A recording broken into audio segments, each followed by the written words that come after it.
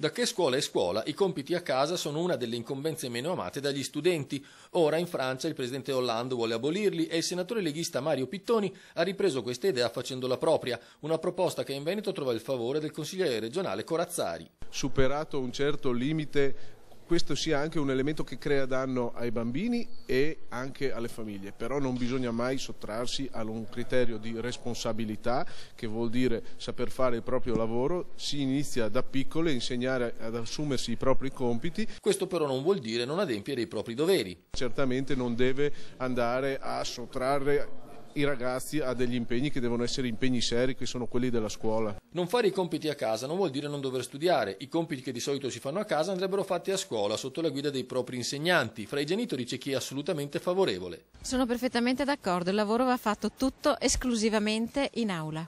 E il motivo è molto semplice.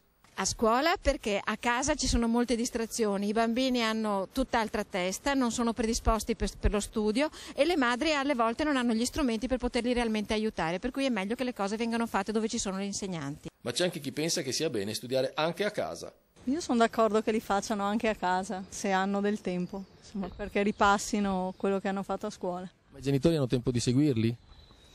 Non tutti probabilmente. Lei ce la fa? Sì, per adesso sì. Per qualcuno si studia comunque poco. I compiti dovrebbero farne ancora di più, perché il livello di istruzione degli italiani è molto ma molto basso. Per questo papà invece i compiti vanno fatti a casa e i genitori devono seguire i figli. Se a scuola, oltre alla didattica, devono fare anche i compiti, non so quanto tempo c'è bisogno per la comprensione di tutto quanto. I genitori che non ce la fanno a seguirli?